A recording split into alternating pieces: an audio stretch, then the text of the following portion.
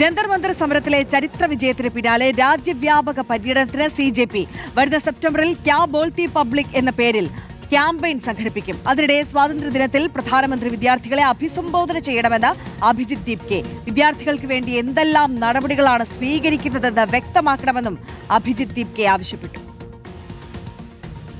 15 अगस्त आ रहा है. हर independence day को हमारे प्राइम मिनिस्टर रेड फोर्ट से भाषण करते हैं. तो इस बार हम चाहते हैं कि प्राइम मिनिस्टर का जो स्पीच है वो जेनजी के लिए हो, यूथ के लिए हो.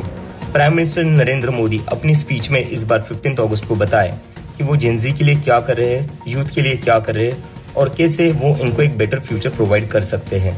और मैं आप लोगों से भी रिक्वेस्ट करता हूँ कि अगले एक हफ्ते तक प्लीज आप सभी लोग प्राइम मिनिस्टर से रिक्वेस्ट करिए कि इस बार उनकी जो स्पीच है वो आप लोगों के लिए होनी चाहिए, यानी कि जेनजी के लिए होनी चाहिए, यूथ के लिए होनी चाहिए.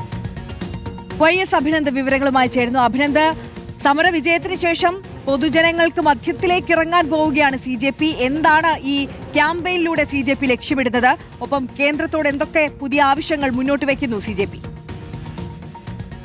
അല്പം മുമ്പ് അഭിജിത് ദീപ്ക്ക് ഒരു വീഡിയോ സന്ദേശം കൂടി പുറത്തിറക്കിയിട്ടുണ്ട്. അതിനകത്ത് പ്രധാനമായും പ്രധാനമന്ത്രിയോട് ചില ആവശ്യങ്ങൾ അഭിജിത് ദീപ്ക്ക് ഉന്നയിക്കുകയാണ്. ഓഗസ്റ്റ് 15-ാം തീയതി സ്വാതന്ത്ര്യ ദിനം അത് വരാൻ പോവുകയാണ്. ആ ദിവസം പ്രധാനമന്ത്രി വിദ്യാർത്ഥികളോട് അഭിസംബോധന ചെയ്യണം, സംസാരിക്കണമെന്നാണ് അഭിജിത് ദീപ്ക്ക് വ്യക്തമാക്കിയിരിക്കുന്നത്. വിദ്യാർത്ഥികൾക്ക് വേണ്ടി എന്തൊക്കെ നടപടികൾ സ്വീകരിച്ചു, എപ്പോഴൊക്കെ ഇനി നടപടികൾ സ്വീകരിക്കും, എങ്ങനെയൊക്കെയുള്ള നടപടികളാണ് സ്വീകരിക്കുന്നതെന്ന് വിശദീകരിക്കണം, വ്യക്തമാക്കണമെന്നാണ് അഭിജിത് ദീപ്ക്ക് ആവശ്യപ്പെടുന്നത്.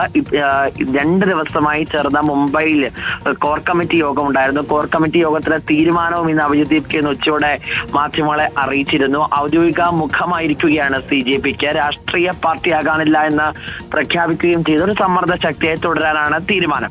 ഇതിനകത്ത് ഏറ്റവും പ്രധാനമായി ഇവരെടുത്ത തീരുമാനം എന്നത് ആര് സൂചിപ്പിച്ചതുപോലെ തന്നെ സെപ്റ്റംബറിൽ രാജ്യവ്യാപക ക്യാമ്പയിന് തുടക്കമാകുകയാണ്. പൊതുജനം എന്ത് പറയുന്നു എന്നറിയാനാണ് ഇത്തരത്തിലൊരു പര്യടനം അവർ നിശ്ചയിച്ചത്. രാജ്യവ്യാപകമായിട്ട് CJPയുടെ വക്താക്കളടക്കം നേരിട്ട് ജനങ്ങളോട് സംസാരിച്ച് എന്തൊക്കെയാണ് ഈ CJPയുമായിട്ട് ബന്ധപ്പെട്ട് ജനങ്ങൾക്ക് പറയാനുള്ളത്, രാജ്യത്ത് എന്തൊക്കെയാണ് പ്രശ്നങ്ങളെന്ന് പൊതുജനങ്ങളിൽ നിന്ന് അറിയാൻ വേണ്ടിയിട്ടാണ് അത്തരമൊരു പര്യടനം അവർ പദ്ധതിയിടുന്നത്.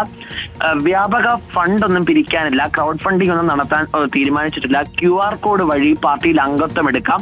വിദ്യാഭ്യാസ സമ്പ്രദായത്തിലെ മാറ്റങ്ങളാണ് പ്രധാനപ്പെട്ട അജണ്ട എന്നും മുംബൈയിൽ നടന്ന കോർ കമ്മിറ്റി യോഗത്തിന് ശേഷം മാധ്യമങ്ങളെ കണ്ട് വക്താക്കൾ വ്യക്തമാക്കി. അഭിജിത് ദീപ്കെ നാഷണൽ കൺവീനറായും സൗരവ് ദാസിനെ, അശുതോഷ് റംഗെ എന്നിവരെ കോ കൺവീനർമാരായും തിരഞ്ഞെടുത്തിട്ടുണ്ട്. 5 സോണായിട്ട് രാജ്യത്ത് പ്രവർത്തിക്കാനാണ് നീക്കം. ഓരോ സോണിലും കൺവീനർമാരുണ്ടാകും. എന്തായാലും ഒരു രാഷ്ട്രീയ പാർട്ടിയുടെ സ്വഭാവത്തിലല്ലാതെ സമ്മർദ്ദ ശക്തിയെ നിന്നുകൊണ്ട് രാജ്യത്ത് നേരിടുന്ന പ്രശ്നങ്ങളെയൊക്കെ അഭിസംബോധന ചെയ്ത് കൃത്യമായ രീതിയിൽ അതിനെ പറയുക എന്നതാണ് ഇവരുടെ ലക്ഷ്യം. അതുമായി ബന്ധപ്പെട്ട് മുന്നോട്ട് പോകാനാണ് CJPയുടെ തീരുമാനം. ഒടുവിലെ ആവശ്യം പ്രധാനമന്ത്രി സ്വാതന്ത്ര്യ ദിനത്തിൽ അഭിസംബോധന ചെയ്യണമെന്നുള്ളതാണ്. ഓക്കെ അഭിനന്ദ്, YS അഭിനന്ദാണ് ദില്ലിയിൽ നിന്ന് വിവരങ്ങൾ നൽകിയത്.